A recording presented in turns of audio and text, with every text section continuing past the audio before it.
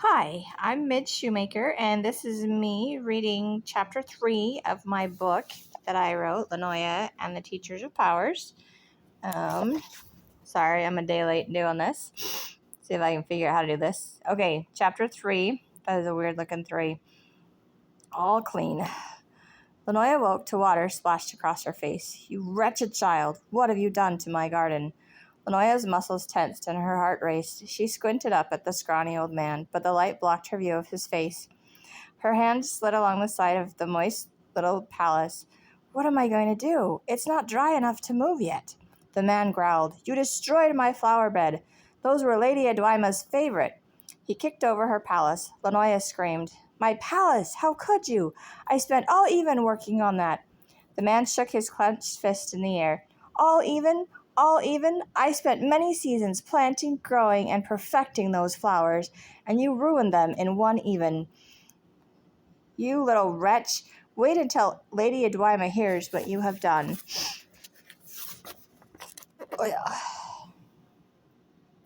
This is what happens in Thayers. No one pays attention to the beauty of what I draw or sculpt. They destroy it because they do not like me and do not understand that I have to do it. I do not know why I have to do it, but this sense of urgency inside me will not stop until I do. The man grabbed Lanoya's hair and pulled her up. She shrieked. You are coming with me. He dragged her back inside the palace. Tears burned down her cheeks. Sabine's plump, blurry figure marched up the corridor to them. She wagged her finger at Lanoya. Where have you been? I have been searching the whole palace for you. How did you get dirtier than you were last even? The cruel man yanked on Lanoya's hair. I found her in my garden. She dug up Lady Edwima's flowers. Sabine scowled. You wretched little girl. I offer to help you, and instead you run off and make things worse. Lady Edwima is the king's bride. You had better come up with a satisfactory explanation for destroying her flowers.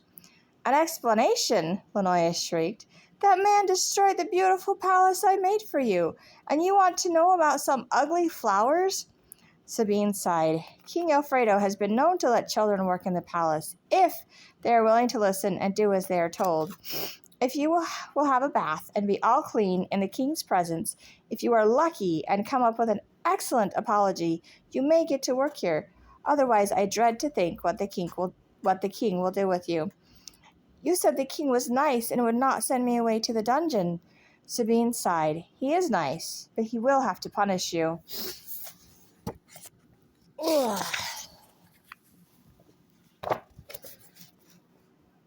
If you do not apologize and do as you are told.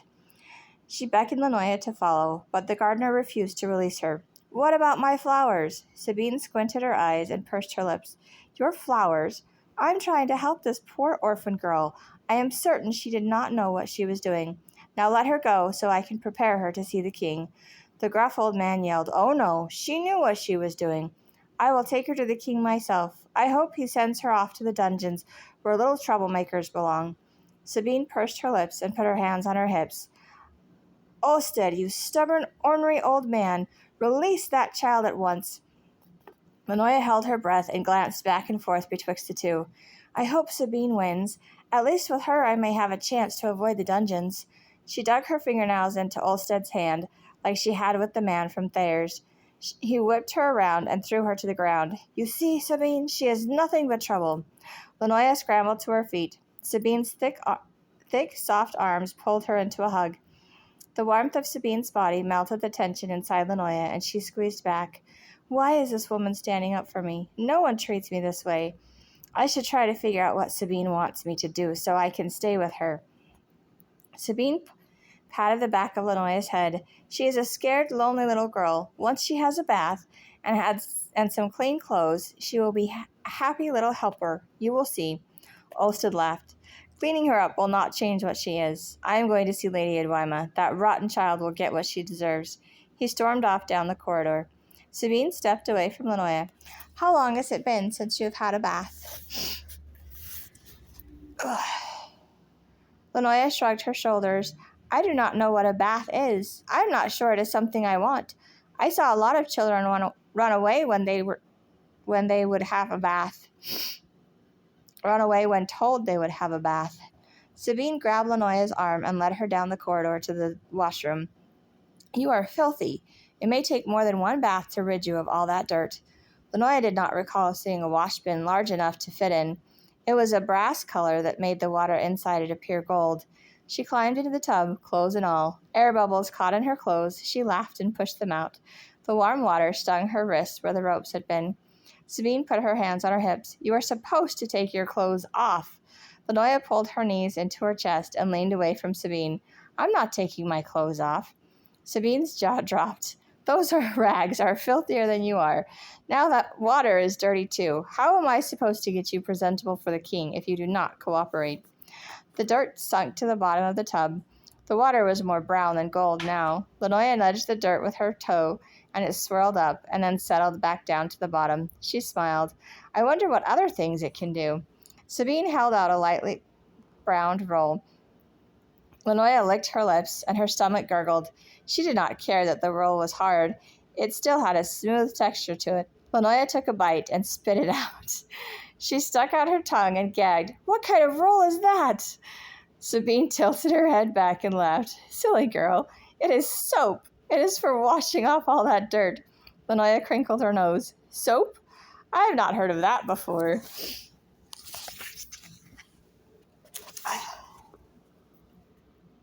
Sabine's eyes bulged out of her head. Land, child. Let me show you how this works. She grabbed Lanoya's arm with one hand and dipped the roll in the water with her other hand.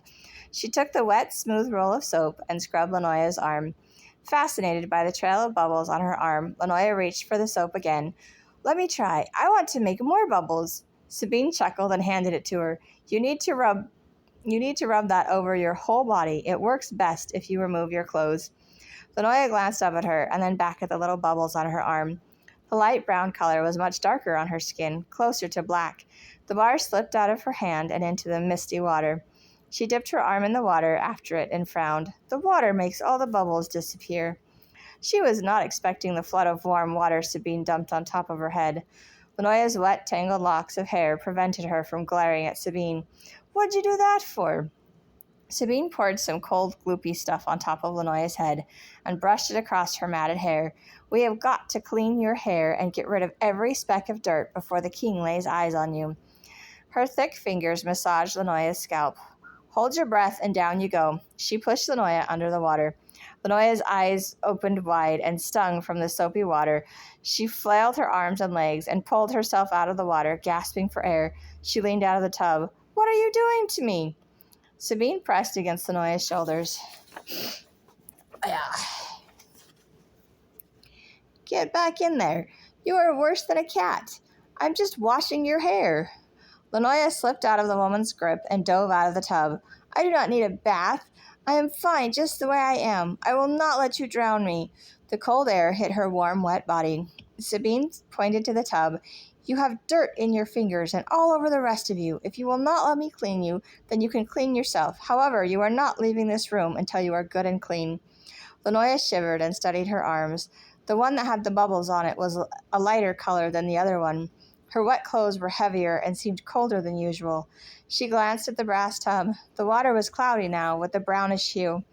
Making bubbles was fun, and it changed the color of my skin. I'm not certain that is a good thing. I wonder if it will get dark again. Water from her hair dripped down her arms, chilling her to the bone. The tub may be warmer, but if I get back in there, how do I know Sabine will not try to drown me again?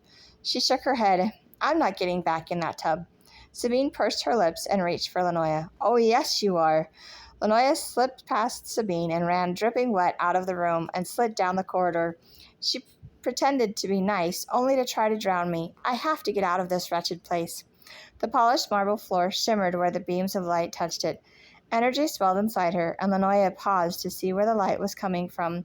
Small glass windows near the ceiling were placed between the pillars that lined the hallway. The majestic beauty distracted Lanoya.